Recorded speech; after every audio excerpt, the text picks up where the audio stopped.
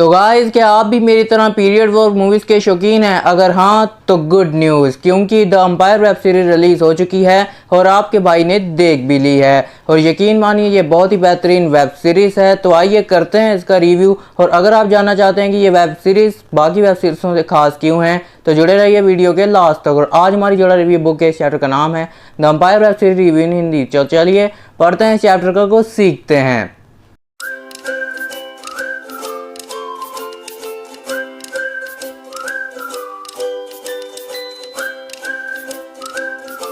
तो कुछ दिन पहले द एम्पायर नाम की वेब सीरीज का ट्रेलर रिलीज हुआ था, जिसने फैंस की कतार लगा दी थी। मतलब कि लोगों ने उसके ट्रेलर को बहुत ही पसंद किया था, क्योंकि ट्रेलर में दिखाया गया वीएफएक्स, इसके कैरेक्टर्स की एक्टिंग बहुत ही कमाल की लग रही थी। और तभी से इस वेब सीरीज का इंतजार शुरू है। तो फाइनली अब ये इंतजार खत्म हो चुका है, क्योंकि 27 अगस्त को डिज्नी प्लस हॉटस्टार पे the Empire web series release हो चुकी है। और भाई, मैंने इस वेब सीरीज़ को पूरी रात में कैसे निपटाया है ये बस मैं ही जानता हूँ। मगर यकीन मानिए, अगर ऐसी वेब सीरीज़ हो तो बंदा अपने टाइम को डिवाइड कर भी लेता है। और मैं भी आपको यकीन से कह सकता हूँ कि अगर आपने एक बार इस वेब सीरीज़ को शुरू कर लिया तो इसे शुरू से लेकर लास्ट तक आप बीच में नहीं छोड़ेंगे।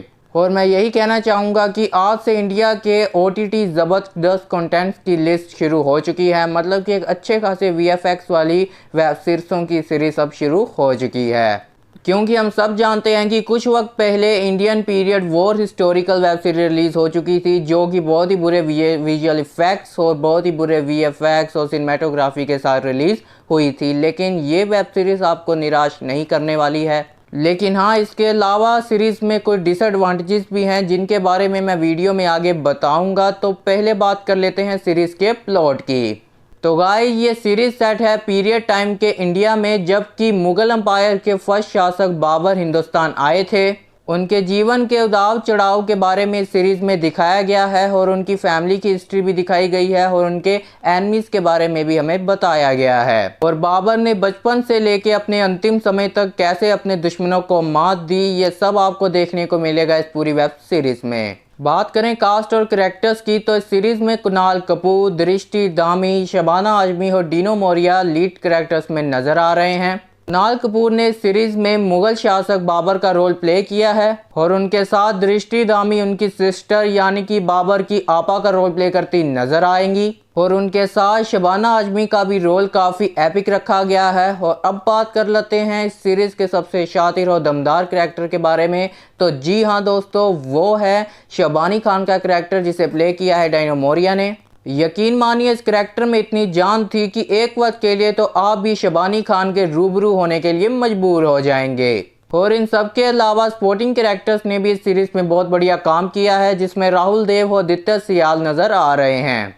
अब बात करें स्क्रीन प्ले और डायरेक्शन की, तो वो भी इस सीरीज का बहुत कमाल का है। खास करके इस सीरीज में दिखाए गए विजुअल इफेक्ट्स और इसके फाइटिंग सीक्वेंस ने हमें बोर नहीं होने दिया, क्योंकि इसके कमाल के VFX के साथ साथ इस सीरीज में एक्शन सीन्स पे भी काफ़ी मेहनत की गई है, क्योंकि इसका हर वॉर सीन आपके रोंगटे खड़े करने पर मजबूर हो जाएगा। तो अब बात कर लेते हैं कि इस सीरीज में हमें डिसएडवांटेजेस क्या मिला देखने के लिए। तो गाइस, उसका सबसे बड़ा कारण ये भी हो सकता है कि इस सीरीज के सभी एक्टर्स ने अपने कैरेक्टर्स को तो काफ़ी अच्छे से निभाया गया है, लेकिन कहीं ना कहीं उनका इस्तेमाल ठीक से नहीं किया गया है। खास करके जब ये सीरीज थोड़े फ्लैशबैक में जाती है तो आपका ज़्यादा नहीं तो थोड़ा सा ध्यान तो ज़रूर भटका देती है इस सीरीज से, क्योंकि फ्लैशबैक में सभी करैक्टर जो दिखाए गए हैं वो आपको थोड़े से ज़बरदस्ती से डाले गए करैक्टर लग सकते हैं। खास करके बाबर का जो चाइल्ड करैक्टर है वो आपको थोड़ी देर के लिए निराश कर सकता है। और मेकर्स से थैंक्स ज़रूर कहना चाहूँगा कि उन्होंने इस सीरीज़ को ज़्यादा फ्लैशबैक में ना रख के इसे बिल्कुल सीधा रखा है, जिसमें आपको लीड कैरेक्टर्स ही ज़्यादा बढ़िया एक्टिंग करते नज़र आ रहे हैं। लेकिन जाते जाते इतना ज़रूर कहूँगा कि ये वेब सीरीज़ इंडिया की best period war web series बन सकती थी, लेकिन अपनी थोड़ी लो कास्ट के लिए अब इसे एक एवरेज वेब सीरीज़ माना जाएगा।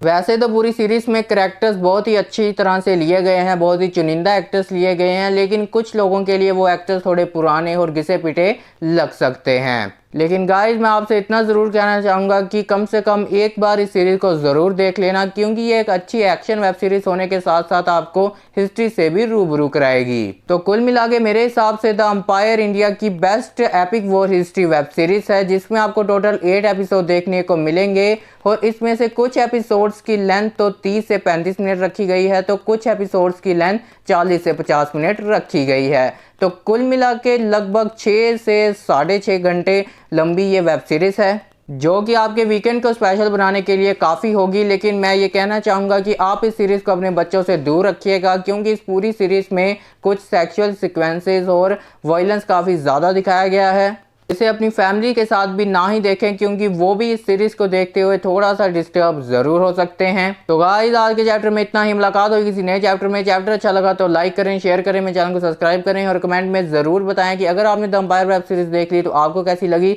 या फिर आप इसे देखने का कोई प्लान बनाने वाले हैं। तो गाइस मिलते हैं अगली वीडियो में, and always speak nice and kind. Good bye.